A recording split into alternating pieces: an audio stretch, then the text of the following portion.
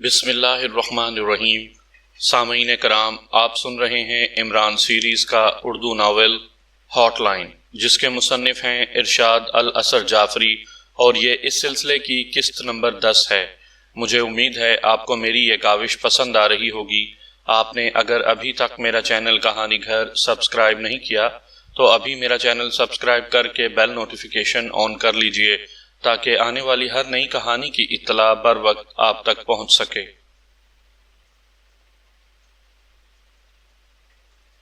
یس captain رمزے speaking. Call receive ہونے پر دوسری طرف سے جی پی 5 کے ایک سب آفس کے انچارج کی آواز سنائی دی۔ Colonel David speaking. Colonel David نے اپنے مخصوص کرخت لہجے میں کہا۔ یس باس، حکم باس۔ دوسری طرف سے کیپٹن رمزے کا لہجہ انتہائی مؤدبانہ ہو گیا۔ کیپٹن رمزے، تم فوراً ہیڈ کوارٹر آ جاؤ، اپنے تمام ساتھیوں کو ساتھ لے آؤ۔ ہیڈ کوارٹر میں جی پی 5 کے افراد کی لاشیں پڑی ہوئی ہیں، تم ان لاشوں کو یہاں سے اٹھواؤ اور جی پی 5 کی سیکیورٹی کا انتظام سنبھالو۔ کرنل ڈیوڈ نے تہکمانہ لہجے میں کہا۔ جی پی 5 کے افراد کی لاشیں؟ سر، انہیں کس نے ہلاک کیا ہے؟ کیپٹن رمزے کی حیرت بھری آواز سنائی دی۔ ایڈیٹ، نان سینس، بلڈی فول، تم میری جواب طلبی کرو گے؟ کرنل ڈیوڈ نے چیختے ہوئے کہا۔ نو سر، سوری سر۔ کیپٹن رمزے کی گھبرائی ہوئی آواز سنائی دی۔ تمہیں جو حکم دیا گیا ہے اس پر عمل کرو، فوراً۔ کرنل ڈیوڈ نے بدستور چیختے ہوئے کہا اور پھر اس نے ریسیور کریڈل پر پٹک دیا۔ ایک بار پھر اس نے 2-3 گہرے سانس لیے اور سرخ رنگ کے ٹیلی فون کا ریسیور اٹھا کر نمبرز پریس کرنے لگا۔ یس پریزیڈنٹ آفس۔ رابطہ ملنے پر دوسری طرف سے PA2 صدر کی آواز سنائی دی۔ Colonel David speaking. Colonel David نے اس مرتبہ نسبتاً نرم لہجے میں کہا۔ یس سر، فرمائیے۔ دوسری طرف سے صدر کے PA نے مؤدبانہ لہجے میں کہا۔ مجھے فوری طور پر صدر صاحب سے بات کرنی ہے۔ It is top emergency, colonel David نے کہا۔ اوکے سر، ہولڈ کیجئے، میں جناب صدر سے بات کرتا ہوں، دوسری طرف سے کہا گیا اور پھر لائن پر خاموشی طاری ہو گئی۔ ہیلو سر، کیا آپ لائن پر موجود ہیں؟ تقریباً 1 منٹ کے بعد PA کی آواز سنائی دی۔ یس، کرنل ڈیوڈ نے مختصراً کہا۔ سر، جناب صدر سے بات کیجئے، PA2 صدر کی مؤدبانہ آواز سنائی دی۔ یس پریزیڈنٹ آف اسرائیل اسپیکنگ۔ چند لمحوں بعد اسرائیلی صدر کی آواز سنائی دی۔ سر، میں کرنل ڈیوڈ عرض کر رہا ہوں۔ کرنل ڈیوڈ نے مؤدبانہ لہجے میں کہا۔ یس کرنل صاحب، کیا کہنا ہے آپ کو؟ دوسری طرف سے اسرائیلی صدر نے پوچھا۔ سر، فلسطینیوں کے گروپ نے مل کر جی پی 5 کے ہیڈ کوارٹر پر ریڈ کیا ہے اور مجرموں کو چھڑا کر لے گئے ہیں، کرنل ڈیوڈ نے دھیمے لہجے میں بات کرتے ہوئے کہا۔ کیا جی پی 5 کے ہیڈ کوارٹر پر ریڈ؟ دوسری طرف سے صدر کی حیرت بھری آواز سنائی دی۔ سر، میں تو آپ کی خدمت میں حاضر تھا جبکہ تمام ایکشن گروپس بھی اس وقت ہیڈ کوارٹر میں موجود نہیں تھے۔ ہیڈ کوارٹر میں صرف دفتری عملہ اور چند سیکیورٹی گارڈز موجود تھے اور اس بات کا فائدہ فلسطینی گروپس نے اٹھایا ہے، کرنل ڈیوڈ نے مؤدبانہ لہجے میں کہا۔ کرنل ڈیوڈ صاحب، یہ بہت برا ہے۔ ہماری ٹاپ سیکرٹ ایجنسی، جس کے پاس طاقت، وسائل اور اختیارات کی کمی نہیں، اس کے ہیڈ کوارٹر پر اس طرح کا raid, very sad, mister colonel David. دوسری طرف سے اسرائیلی صدر کی افسوس بھری آواز سنائی دی۔ سر، میں ابھی عمران اور اس کے ساتھیوں کو تلاش کرتا ہوں اور انہیں عبرتناک سزا سے ہمکنار کرتا ہوں، کرنل ڈیوڈ نے جوشیلے لہجے میں کہا۔ نہیں، آپ نے کوئی لمحہ ضائع کیے بغیر لیرانی روانہ ہونا ہے کیونکہ وہ سائنسدان ہمارے لیے زیادہ اہم ہیں۔ ہم کرنل شومارک کو جی پی 7 کا نیا چیف بنا رہے ہیں، وہ عمران اور اس کے ساتھیوں کے خلاف کارروائی کر لیں گے اور آپ فوراً روانہ ہو جائیں، دوسری طرف سے صدر نے کہا۔ اوکے سر، میں ابھی اپنی ٹیم کے ساتھ لیرانی روانہ ہو رہا ہوں، کرنل ڈیوڈ نے مؤدبانہ لہجے میں کہا۔ Okay, wish you good luck. دوسری طرف سے صدر صاحب کی آواز سنائی دی اور اس کے ساتھ ہی کال منقطع ہو گئی۔ کرنل ڈیوڈ نے بھی ریسیور کریڈل پر رکھ دیا اور ریسیور رکھنے کے بعد وہ چند لمحوں تک پھر کچھ سوچتا رہا، پھر اس نے سفید رنگ کے ٹیلی فون کا ریسیور اٹھایا اور نمبرز پریس کرنے لگا۔ Yes lady Tina speaking. Call receive ہونے پر دوسری طرف سے ایک نسوانی آواز سنائی دی۔ Colonel David speaking. Colonel David نے اپنے مخصوص سخت لہجے میں کہا۔ او چیف، آپ فرمائیے۔ دوسری طرف سے لیڈی ٹینا کا لہجہ مؤدبانہ ہو گیا۔ میں ٹیم کے ساتھ بیرون ملک مشن پر جا رہا ہوں، لہٰذا تم تیار ہو کر فوراً ہیڈ کوارٹر آ جاؤ۔ کرنل ڈیوڈ نے تحکمانہ لہجے میں کہا۔ اوکے باس، میں چند منٹوں میں آپ کے پاس پہنچ رہی ہوں۔ دوسری طرف سے لیڈی ٹینا نے کہا تو کرنل ڈیوڈ نے کریڈل پر انگلی رکھ کر ہٹائی۔ ٹون آنے پر وہ ایک بار پھر نمبرز پریس کرنے لگا۔ یہ مشن بہت اہمیت کا حامل تھا اور وہ صرف ٹاپ ایجنٹ ساتھ لے جانا چاہتا تھا۔ عمران اور اس کے ساتھی GP5 کے ہیڈ کوارٹر سے جیسے ہی باہر نکلے تو اس کی نظر باہر کھڑے افراد پر پڑی، جن میں 2 لڑکیاں اور 2 مرد تھے۔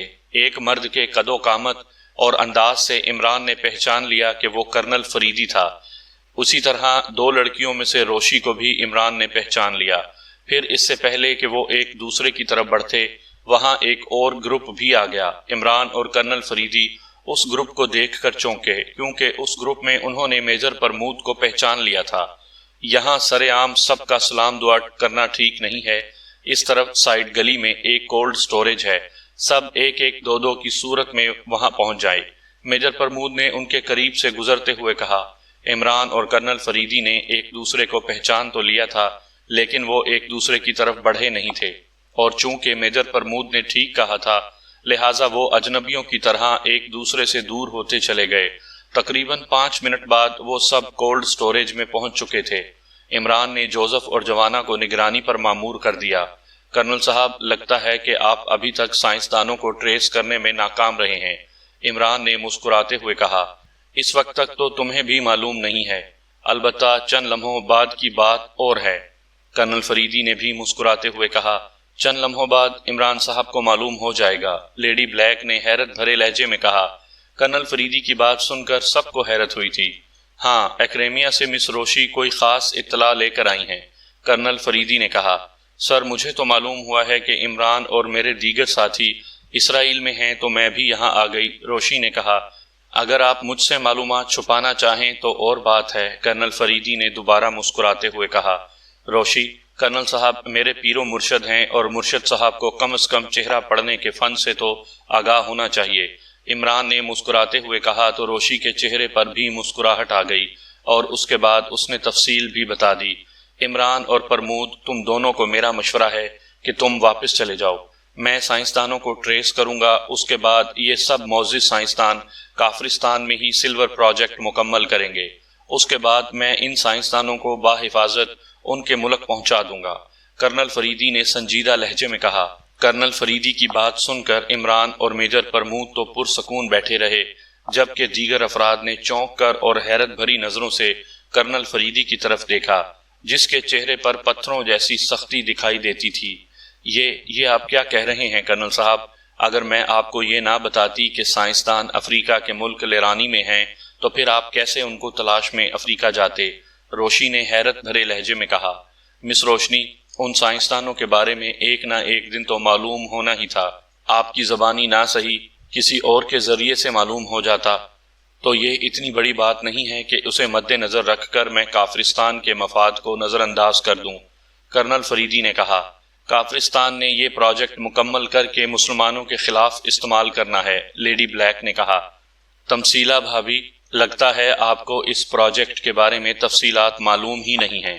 یہ پروجیکٹ انسانوں کی فلاح کے لیے بنایا جا رہا ہے، انسانوں کے خلاف یہ ہرگز استعمال نہیں ہو سکتا، کرنل فریدی نے کہا۔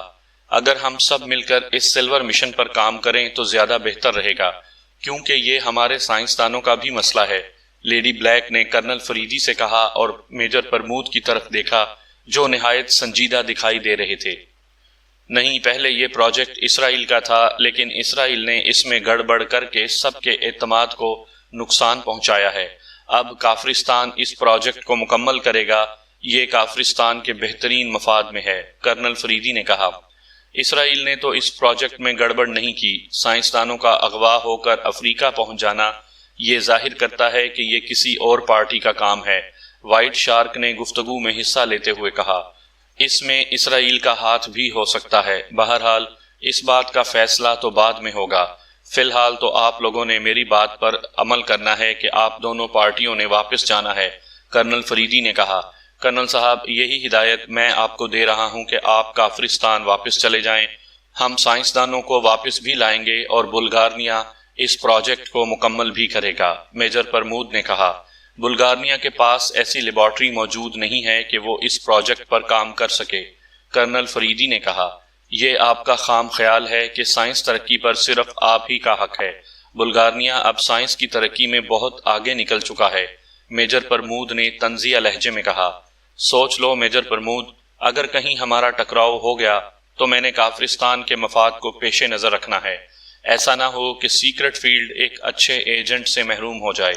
کرنل فریدی نے کہا، جس طرح آپ کو کافرستان کا مفاد عزیز ہے، اسی طرح ہمیں بھی بلغاریہ کا مفاد عزیز ہے، اور اگر اس مفاد کے راستے میں ایک کرنل فریدی تو کیا 10 کرنل فریدی بھی آئے تو وہ فنا ہو جائیں گے۔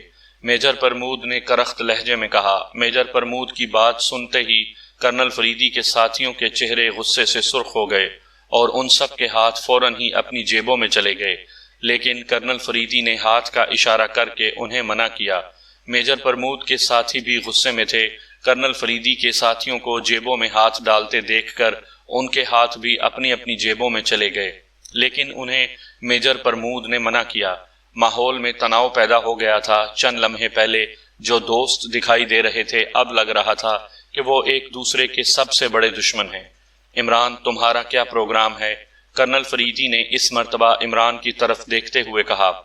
مرشد، میں تو آپ کا مرید ہوں، آپ کے نقش قدم پر چلوں گا، عمران نے انکساری سے کہا۔ اوکے، کوشش کرنا کہ تمہارا اور میرا آمنا سامنا نہ ہو، ورنہ مرنے سے کوئی تمہیں بچا نہیں سکے گا۔ منع میں تمہیں اس لیے نہیں کر رہا کہ میں جانتا ہوں کہ تم نے میرے کہنے کے باوجود رکنا نہیں ہے، کرنل فریدی نے کہا۔ جیسے ہی کرنل فریدی کی بات مکمل ہوئی، اسے انتہائی تیزی سے جمپ لگانا پڑ گیا۔ زبردست دھماکہ ہوا تھا، لیکن کرنل فریدی گولی سے بچ گیا تھا۔ اس کی بات سن کر تنویر نے پلک جھپکنے سے قبل ہی ریوالور جیب سے نکال کر اس پر فائر کر دیا تھا۔ یہ کرنل فریدی کی پھرتی ہی تھی کہ وہ بچ گیا تھا، ورنہ تنویر کے پختہ نشانے سے بچنا کسی عام انسان کے بس کی بات نہیں تھی۔ ایک فائر کے بعد دوسرا فائر ہوا۔ یہ فائر بھی تنویر نے ہی کیا تھا، لیکن کرنل فریدی اس فائر سے بھی بچ گیا۔ کرنل فریدی کے تمام ساتھیوں نے اپنا اپنا اسلحہ نکال لیا۔ رک جاؤ تنویر، عمران نے تیز لہجے میں کہا، لیکن تنویر نہ رکا اور اس نے تیسرا فائر بھی کرنا چاہا، لیکن عمران تیزی سے حرکت میں آیا اور اس نے تنویر کے ہاتھ سے ریوالور چھین لیا، جبکہ دوسری طرف کرنل فریدی کے ساتھیوں کے اسلحے کا رخ تنویر کی طرف ہو گیا تھا۔ کوئی بھی فائر نہیں کرے گا۔ کرنل فریدی کا حکم سن کر اس کے ساتھیوں کی انگلیاں ٹریگر پر نرم ہو گئیں۔ یہ ساری کارروائی صرف 1-2 سیکنڈ میں ہی ہو گئی تھی۔ کرنل فریدی کی دھمکی سن کر عمران کے تمام ساتھیوں کو غصہ آ گیا تھا، لیکن وہ جانتے تھے کہ اس وقت کرنل فریدی کے خلاف کوئی حرکت عمران کو ناگوار گزرے گی، اس لیے سوائے تنویر کے کسی نے بھی کوئی ایکشن نہ لیا۔ جوزف بھی غصے میں تو آیا، لیکن سوائے نتنے پھلانے کے اس نے کوئی اور حرکت نہ کی، کیونکہ وہ جانتا تھا کہ عمران کرنل فریدی کا بہت احترام کرتا ہے، اور جب تک ملکی مفاد کا مسئلہ درپیش نہیں ہوگا، عمران کرنل فریدی کے خلاف کوئی ایکشن نہیں لے گا۔ اس لیے وہ بھی ایکشن میں نہیں آیا تھا۔ تنویر اپنی جذباتی کیفیت پر قابو نہیں رکھ سکا تھا اور وہ فوراً ہی حرکت میں آ گیا تھا۔ Okay Imran and major Pramod, میری بات ذہن میں رکھنا، کرنل فریدی نے کہا، اور پھر وہ وہاں سے جانے لگا۔ میں دعا کروں گی مسٹر تنویر کہ ہمارا اور تمہارا آمنا سامنا ہو۔ کرنل صاحب پر چلائی ہوئی گولیوں کا میں نے تم سے حساب لینا ہے، روزہ نے کرخت لہجے میں تنویر سے کہا، اور پھر آگے بڑھ گئی۔ تنویر کا سرخ چہرہ اور زیادہ سرخ ہو گیا، لیکن جولیا نے ہاتھ کے اشارے سے اسے خاموش رہنے کو کہا، جس کے بعد تنویر کا کھلا ہوا منہ بند ہو گیا۔ عمران صاحب، میں آپ کو واپس جانے کا نہیں کہوں گا، البتہ یہ مشورہ ضرور دوں گا کہ اگر کہیں ہمارا اور آپ کا آمنا سامنا ہونے لگے تو آپ اپنا راستہ بدل لیجئے گا، کیونکہ ہم نے بھی ہر حال میں اپنے مفاد کو پیش نظر رکھنا ہے اور راستے کی ہر دیوار کو گرانا ہے۔ میجر پرمود نے سنجیدہ لہجے میں عمران سے کہا۔ پھر اس سے پہلے کہ عمران جواب دیتا، میجر پرمود ایک جھٹکے سے اٹھا اور تیز تیز قدم اٹھاتا ہوا مین گیٹ کی طرف بڑھ گیا۔ اس کے ساتھیوں نے اس کی تقلید کی۔ آؤ بھائی، اب ہم بھی یہاں سے نکل چلیں، عمران نے اپنے ساتھیوں سے کہا، اور وہ بھی گیٹ کی طرف بڑھا۔ کرنل زید اس وقت اسرائیل کے دارالحکومت میں شار کالونی کی کوٹھی نمبر 20 میں بیٹھا ہوا تھا۔ ڈابگر، نیتو، مائرہ، پولیس کمشنر سائم اور ایگل گروپ کے پہلے 5 ممبران اس کے ساتھ تھے۔ ایگل گروپ کے ممبران کو ناموں کے بجائے نمبروں سے پکارا جاتا تھا۔ انہیں اسرائیل پہنچے تقریباً نصف گھنٹہ ہوا تھا اور وہ 10 منٹ سے اس کوٹھی میں موجود تھے۔ ایئرپورٹ پر ایک آدمی نے انہیں ریسیو کیا تھا اور اس کوٹھی میں پہنچا کر چلا گیا تھا۔ کرنل زید نے ایگل 4 اور ایگل 5 کی ڈیوٹی گیٹ پر لگا دی تھی۔ مائرہ نے سب کے لیے کافی تیار کی تھی اور ابھی وہ کافی پی کر فارغ ہوئے تھے۔ سر، کیا یہ آدمی اسپیشل ایجنسی کا ایجنٹ تھا؟ کافی پینے کے بعد مائرہ نے زید سے پوچھا۔ نہیں، یہ اسپیشل ایجنسی کا آدمی نہیں ہے، اس کا نام صالح ہے اور یہ ایک جہادی گروپ سے تعلق رکھتا ہے۔ میرے اس سے بہت پرانے مراسم ہیں، کرنل زید نے کہا۔ سر، کہیں یہ ہماری مخبری نہ کر دے، کمشنر سائم نے خدشے کا اظہار کرتے ہوئے کہا۔ تم چونکہ پولیس آفیسر ہو اور پولیس ہر بندے پر شک کرتی ہے، اس لیے تمہیں صالح بھی مشکوک نظر آ رہا ہے۔ صالح ایک بااعتماد نوجوان ہے، فلسطینی کاز کے لیے اس نے بے شمار قربانیاں دی ہیں۔ اس کا ایک بھائی اور ایک بھتیجا اسرائیلی فوجیوں کے ہاتھوں شہید ہو چکے ہیں۔ اس کی ایک سسٹر بھی اسرائیلی فوجیوں کے ہاتھوں بے حرمتی کا شکار ہونے کے بعد شہید ہو چکی ہے۔ کرنل زید نے کہا تو کمشنر سائم کے چہرے پر شرمساری کے تاثرات ابھر آئے۔ سوری سر، میں اپنے الفاظ پر شرمندہ ہوں، کمشنر سائم نے شرمندہ سے لہجے میں کہا۔ میں نے کہا نا کہ چونکہ تم پولیس آفیسر ہو اس لیے سب پر شک کرتے ہو، اس میں تمہارا کوئی قصور نہیں، کرنل زید نے اس مرتبہ مسکراتے ہوئے کہا۔ سائم کرنل زید کی ٹیم کا باقاعدہ حصہ نہیں تھا، وہ اراڈان کے ایک شہر میں پولیس کمشنر تھا۔ کالج کے زمانے میں وہ کرنل زید کا کلاس فیلو تھا اور اسی وجہ سے اس کی کرنل زید سے دوستی تھی۔ کرنل زید اس مشن پر روانہ ہونے ہی والا تھا کہ سائم اتفاقاً وہاں آ گیا تھا، اور جب اسے معلوم ہوا کہ کرنل زید ایک مشن پر اسرائیل جا رہا ہے تو اس نے ساتھ چلنے کی ضد کی اور اسی وقت اپنے محکمے سے طویل رخصت بھی لے لی۔ کرنل زید سے دوستی کی وجہ سے اسے طویل رخصت لینے میں کوئی دشواری بھی نہیں ہوئی تھی۔ سر، میں کوشش کروں گا کہ ہر کسی پر شک نہ کروں، سائم نے بھی مسکراتے ہوئے کہا۔ سائم کرنل زید کا دوست تھا، لیکن اس کے باوجود وہ کرنل زید سے بے تکلفانہ لہجے میں بات نہیں کرتا تھا۔ کالج کے دور سے ہی وہ کرنل زید کو آپ جناب جیسے الفاظ سے مخاطب کرتا تھا، کیونکہ کرنل زید شاہی خاندان کا فرد تھا اور کالج میں تمام سٹوڈنٹس اور اساتذہ بھی اس کی اس حیثیت کو مد نظر رکھتے تھے۔ اب بھی کرنل زید اراڈان کی اسپیشل ایجنسی کا چیف تھا اور اسپیشل ایجنسی وسیع اختیارات کی حامل ایجنسی تھی۔ سر، کیا آپ کو معلومات مل چکی ہیں کہ ہماری معزز سائنسدان مادام آبیلا کہاں ہیں؟ مائرہ نے کرنل زید سے پوچھا اور اسی وقت اس کی نظر پولیس کمشنر سائم کی طرف اٹھی۔ یہ اتفاق ہی تھا کہ سائم نے بھی اسی لمحے اس کی طرف دیکھا تھا۔ دونوں کی نظریں ٹکرائیں تو مائرہ کے دل کی دھڑکن ہی تیز ہو گئی۔ اس نے فوراً ہی اپنی نظریں جھکا لیں۔ نہیں، ابھی یہ معلومات نہیں ملی، لیکن اگر اس کارروائی میں اسرائیل ملوث ہے تو پھر جلد ہی ہمیں معلوم ہو جائے گا۔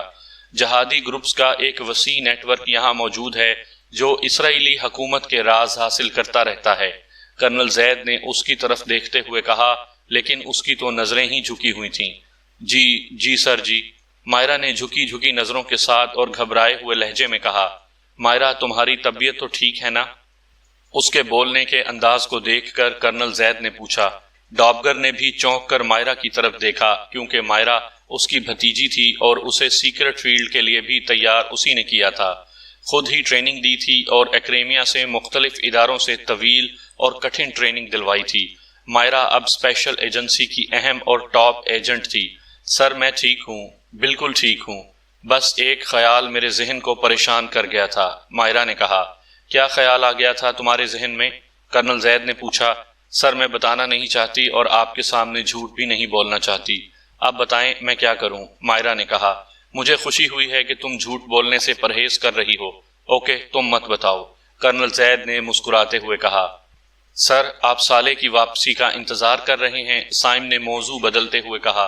مائرہ کی کیفیت کو وہ سمجھ چکا تھا، اس کے اپنے دل کی بھی وہی حالت تھی جو مائرہ کے دل کی ہوئی تھی، لیکن چونکہ وہ مرد تھا اور پولیس جیسے شعبے سے اس کا تعلق تھا، اس لیے اس کی تمام کیفیات دل میں رہیں۔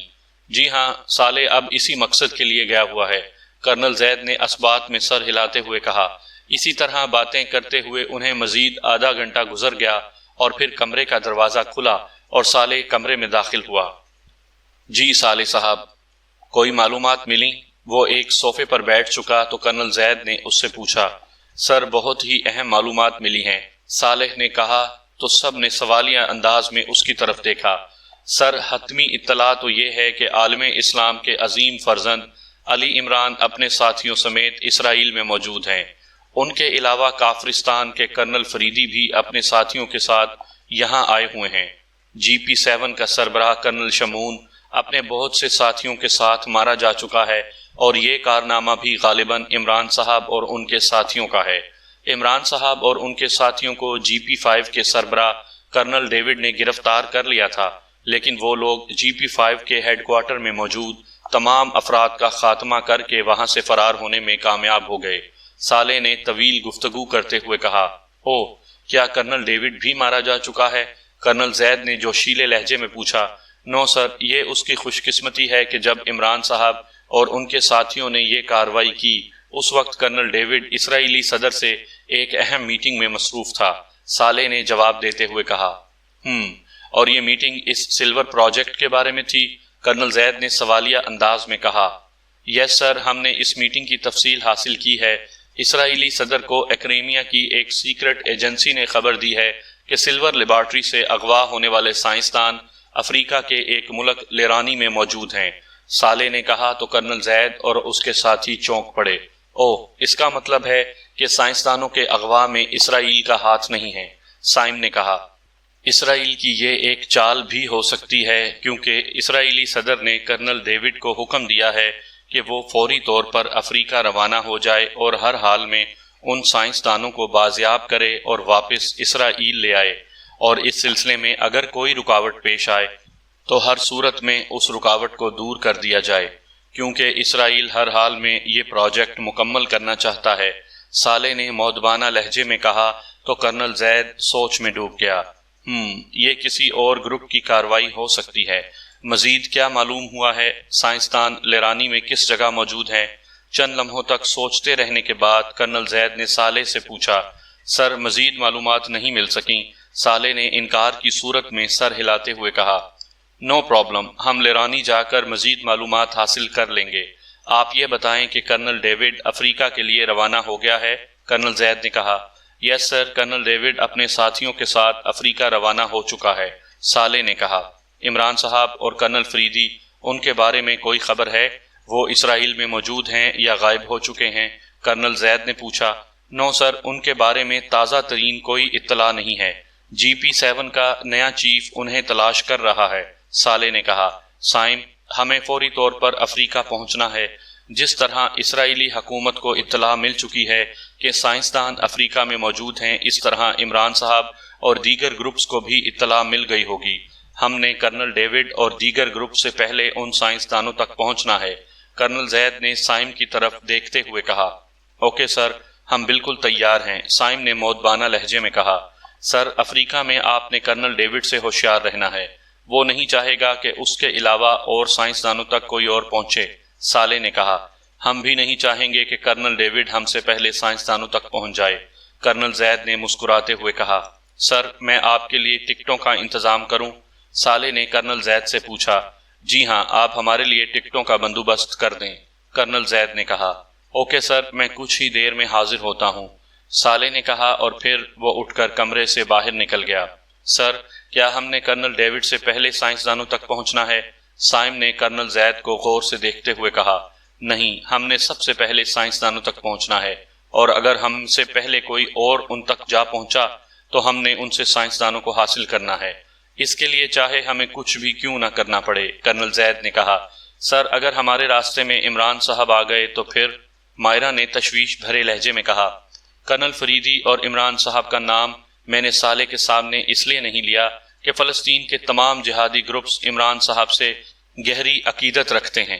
اگر میں اس کے سامنے عمران صاحب کے خلاف کوئی بات کہہ دیتا تو انہوں نے لازماً ہمارے خلاف کارروائی کر دینی تھی، لیکن چونکہ معاملہ ملکی مفاد کا ہے اور ملکی مفاد کے سامنے شخصیات کوئی حیثیت نہیں رکھتی، ملکی مفاد کی خاطر اگر تم لوگوں کو مجھے بھی گولی مارنی پڑ جائے تو ایک لمحے کے لیے بھی تمہارے ہاتھوں میں لرزش پیدا نہیں ہونی چاہیے۔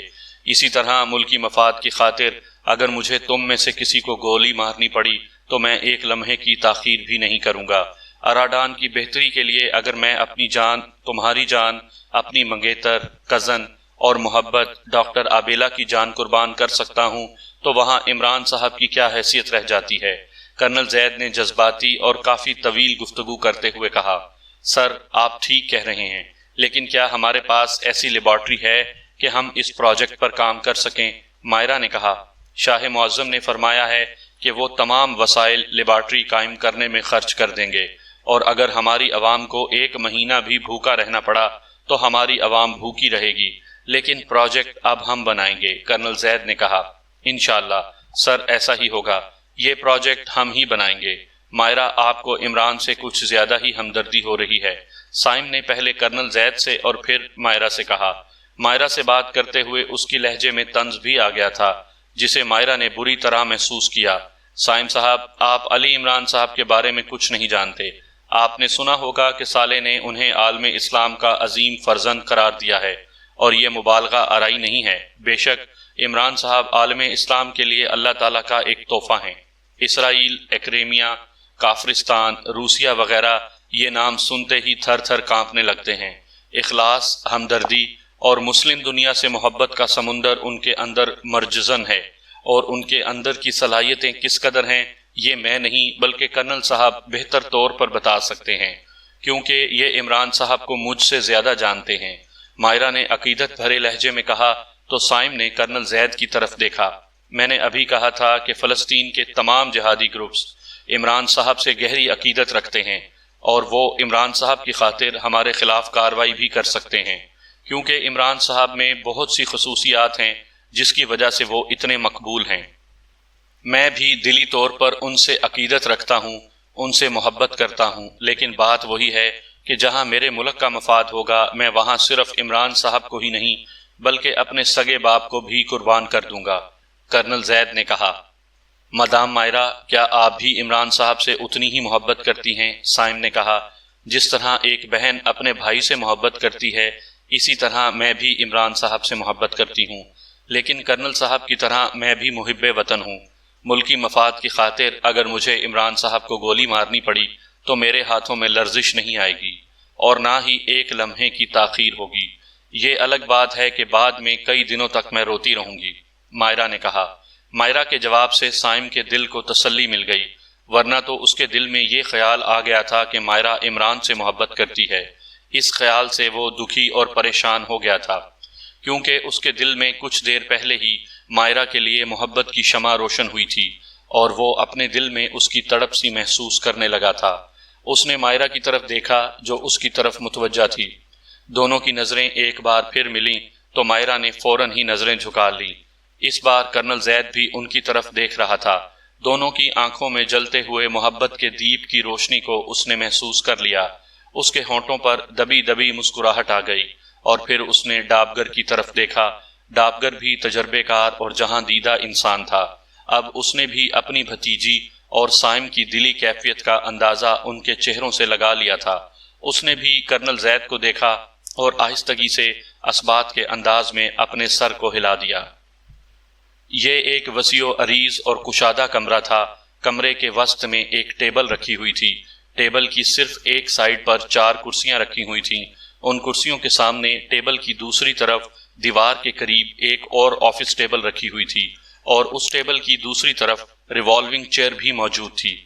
کمرے کا صرف یہ حصہ اندھیرے میں ڈوبا ہوا تھا، جبکہ باقی کمرہ روشن تھا۔ اس فرنیچر کے علاوہ کمرے میں کوئی اور چیز دکھائی نہیں دے رہی تھی۔ اچانک ہی کمرے کا دروازہ کھلا اور ایک پتلا اور طویل القامت آدمی کمرے میں داخل ہوا۔ ادھیڑ عمر کے اس آدمی کی آنکھوں میں تیز چمک موجود تھی۔ وہ کمرے میں آ کر ایک کرسی پر بیٹھ گیا۔ جیسے ہی وہ کرسی پر بیٹھا، چھت پر سے اس پر سرخ رنگ کی روشنی پڑی۔ چند لمحوں تک وہ اس روشنی میں ڈوبا رہا اور پھر روشنی غائب ہو گئی۔ اس شخص کو کرسی پر بیٹھے ابھی 1 منٹ ہی ہوا تھا کہ دروازہ ایک بار پھر کھلا۔ اس مرتبہ ایک نوجوان کمرے میں داخل ہوا۔ یہ نوجوان بھی دراز قد کا تھا، لیکن اس کا جسم نہایت ہی مضبوط اور گھٹا ہوا تھا، اور اس کے سرخ گھنگریالے بال اس کی شخصیت کو نکھار رہے تھے۔ جب وہ کرسی پر آ کر بیٹھا تو اس پر بھی سرخ روشنی فوار کی طرح پڑی، اور وہ اس روشنی میں نہا سا گیا۔ چند لمحوں بعد روشنی غائب ہو گئی اور اس نوجوان کے آنے کے 1 منٹ بعد دروازہ ایک بار پھر کھلا اور اس مرتبہ ایک نوجوان اور ایک انتہائی خوبصورت لڑکی کمرے میں داخل ہوئی۔ اس نے بغیر بازوؤں کی شرٹ پہنی ہوئی تھی، جس کی وجہ سے اس کے بازو مکمل طور پر عریاں تھے۔ اس کے بازو، گردن اور چہرہ آئینے کی طرح چمک رہے تھے۔ بڑی بڑی نیلی آنکھوں میں جھیل کی سی گہرائی محسوس ہو رہی تھی۔ سیاہ ترشیدہ بال اس کے کندھوں پر آ رہے تھے۔